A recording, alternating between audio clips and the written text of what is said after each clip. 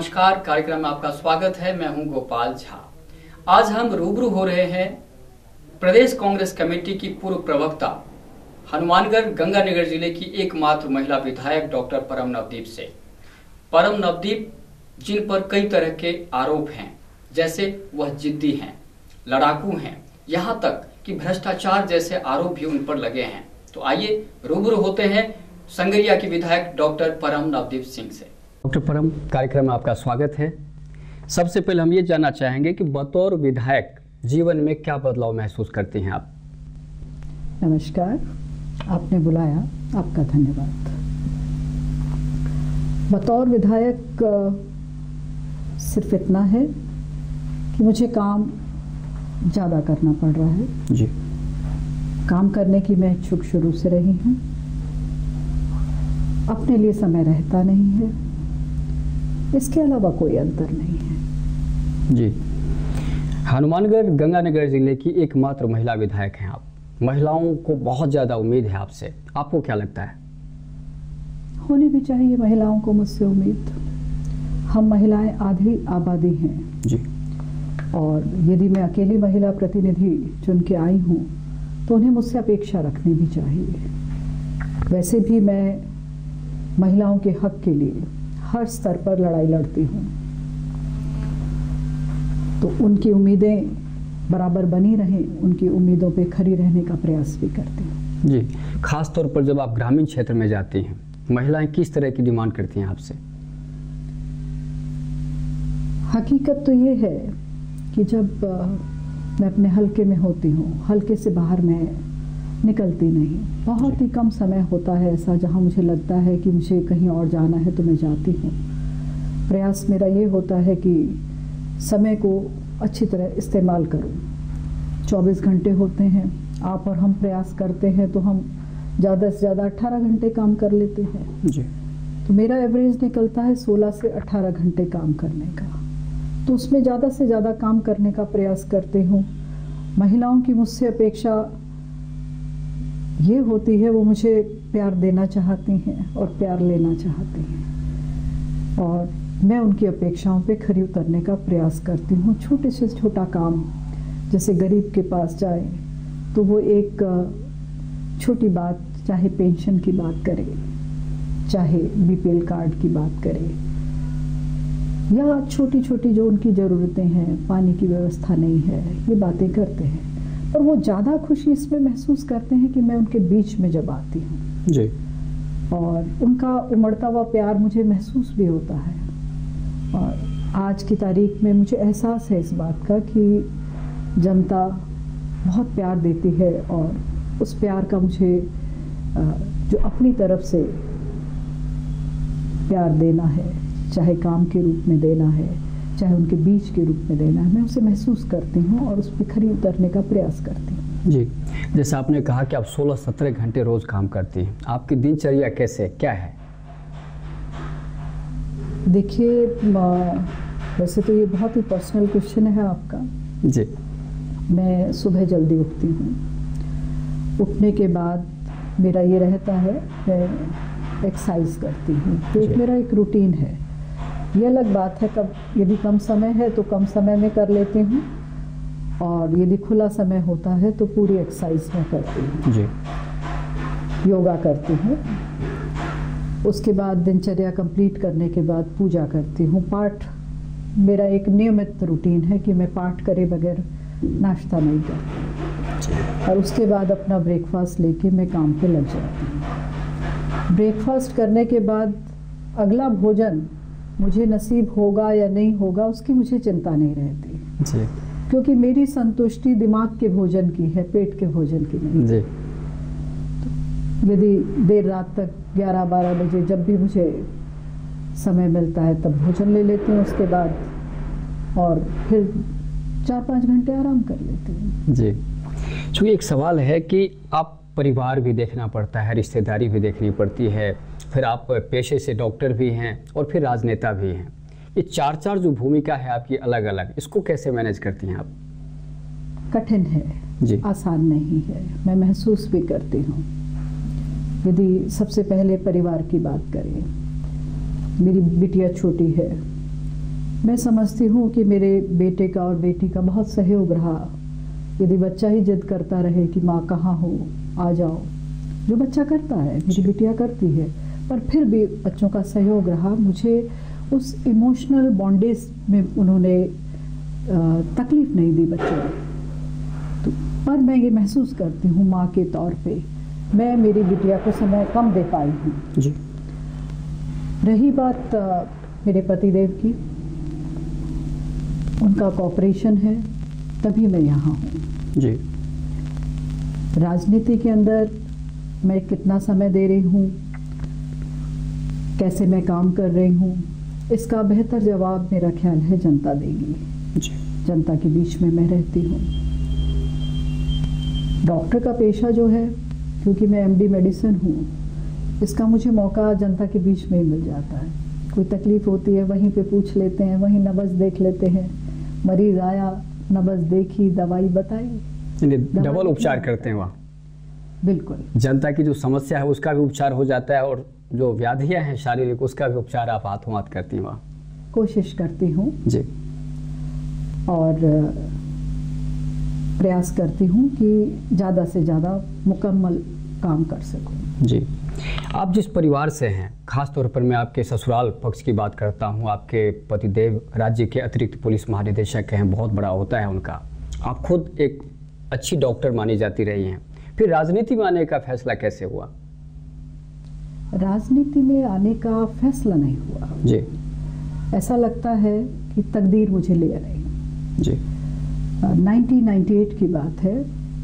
95 में मैंने अपना हॉस्पिटल चालू किया। उससे पहले 91 में जब मैंने MD करी तो मैंने मेरे पिताजी से पूछा कि पिताजी मैं अपना अस्पताल खोलना चाहती हूँ, पर मुझे ऐसा लगता है कि राजस्थान के अंदर, स्पेशली जयपुर में जहाँ मैं काम करूँगी, वहाँ पर बड़े बड़े फिजिशियंस हैं, JP सेठी साहब, बलदवा साहब, SR मेहता, इतने बड़े नाम थे।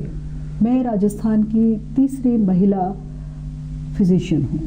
मेरे से पहले डॉक्टर दिनेश माथुर मैडम जो मेरी टीचर भी रही हैं, डॉक्टर रेणु सहगल मैडम वो भी मेरी टीचर हैं रही हैं। उसके बाद मैं तीसरी महिला हूँ जिसने MD मेडिसिन किया। क्या मेरे आने के बाद बहुत महिलाओं ने इसे ऑप्ट किया, शायद इस वजह से कि ये थोड़ा कठिन विषय था, इसमें काम ज़्यादा करना पड़ता है, पढ़ाई भी बहुत ज़्यादा होती है, तो लेडीज़ ज़्यादा ऑप्ट नहीं करती थी। मैंने किया इसे, पर मेरे सामने ये दुविधा थी कि इतने बड़े बड़े बरगद के पेड़ थे, इनके सामने मैं कैसे काम करूं। तो मैं मेरे पिता से राय कर रही थी। मेरे पिता ने कहा बेटा अपन ने तो सेवा करनी है, तुम ऐसा करो, 91 की बात है, कि अपने खेत हैं वहाँ पर गांव में चली जाओ, मैं तुझे 5000 रुपये दूंगा दवाई के लिए और तुम सेवा करो। तो 91 में मैंने MD करने के बाद हातोज गांव है जी। मैं उस वक्त मेरे माँ बाप के पास रहा करती थी, क्योंकि मेरी शादी MBBS के तुरंत बाद हो गई जी।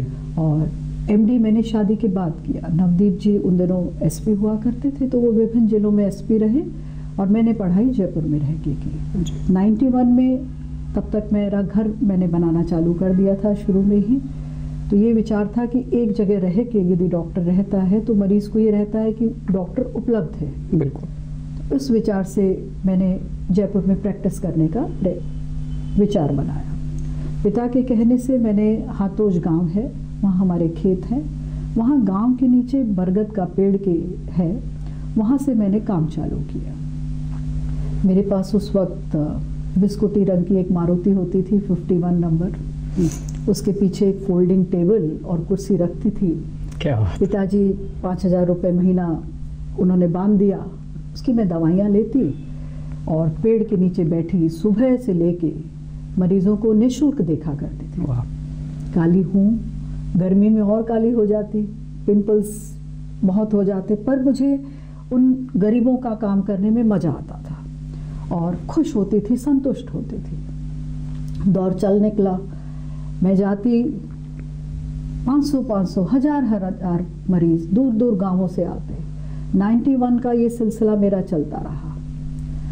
सिलसिला इतना चला कि 95 में मैंने अपना हॉस्पिटल खोला खातीपुरा में, राजपुताना हॉस्पिटल के नाम से। ये सिलसिला बढ़ गया।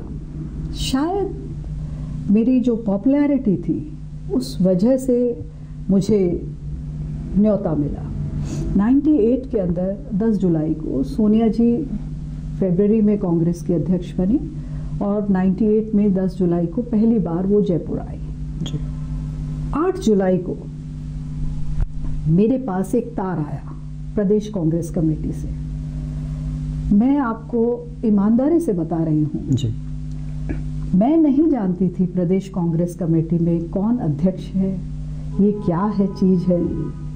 मैं टोटली नॉन पॉलिटिकल पर्सन थी, गैर राजनीतिक, एक डॉक्टर थी और घरेलू महिला थी, जिसे कोई चीज़ का पता नहीं होता। अखबार में भी वो ये चीज़ें नहीं पढ़ता है जो गैर राजनीतिक व्यक्ति ज़्यादातर होते हैं, तो मुझे पता ही नहीं था। मेरे पति उस वक्त भरतपुर में डीआईजी थे, नवदीप सिंह जी। और जब तार देखा तो मुझे समझ में नहीं आया। उसमें लिखा था सोनिया जी आ रहे हैं, आपको उसमें डिनर उनके साथ करना है।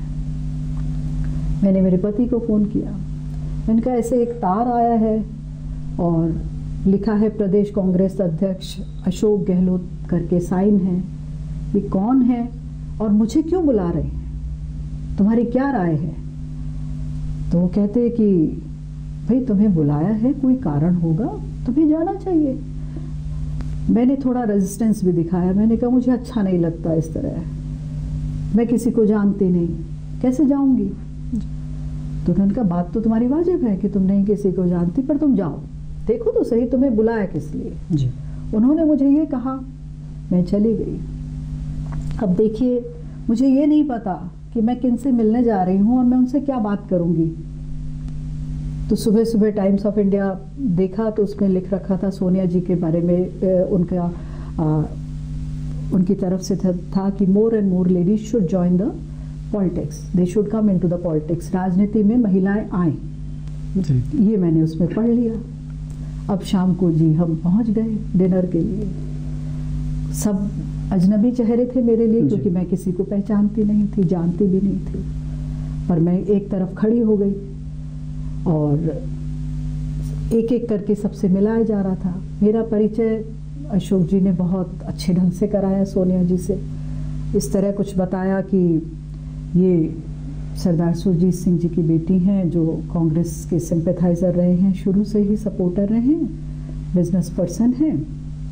ये जो डॉक्टर परम हैं, ये बहुत छोटी उम्र में बहुत पॉपुलर डॉक्टर हैं और जयपुर के आसपास हमारे यदि राजनीतिक भी जाते हैं तो उनके पास इतनी भीड़ नहीं होती जितनी इनके पास होती है। मतलब मैं ये कहना चाहूँगी बहुत ही नम्र शब्दों में, उन्होंने बहुत मुझे ज़्यादा अच्छे तरीके से पेश किया मैडम के सामने, जिस तरह मेरी बात कही। पर परम तो ठहरी एकदम गैर राजनीतिक उस वक्त। मुझे पता नहीं कि इन्होंने इतनी बड़ी बात कही, मुझे क्या कहना है। मैंने उनसे, जब मेरी तरफ सोनिया जी मुखातिब हुई, तो मैं हूँ भी वैसे बहुत ब्लंट साफ बात कहने वाली आदत है मेरी। तो मैंने कहा ma'am, I fail to understand, I was reading in the newspaper today, you quote, according to you, more and more ladies should join the politics. मतलब आप कह रही हैं कि बहुत महिलाओं को राजनीति में आना चाहिए और आपके खुद के लीडर्स आपकी बात को नहीं समझ रहे हैं। तो उन्होंने ऐसे देखा कि मैं क्या कहना चाह रही हूँ। तो उन्होंने जब ऐसे देखा, मैंने कहा यस, ये नहीं समझ रहे हैं, क्योंकि including you and me there are 5 ladies. इतनी बड़ी पार्टी है और इसमें सिर्फ 5 महिलाएं जी, और आप ये बात कह रहे हैं। ये बात सरल शब्दों में एक सख्त बात थी। बिल्कुल मैं समझती हूँ यदि आज बात आए तो शायद मैं इतनी सख्त बात ना कहूँ, क्योंकि मैं अब राजनीति को समझने लग गई हूँ।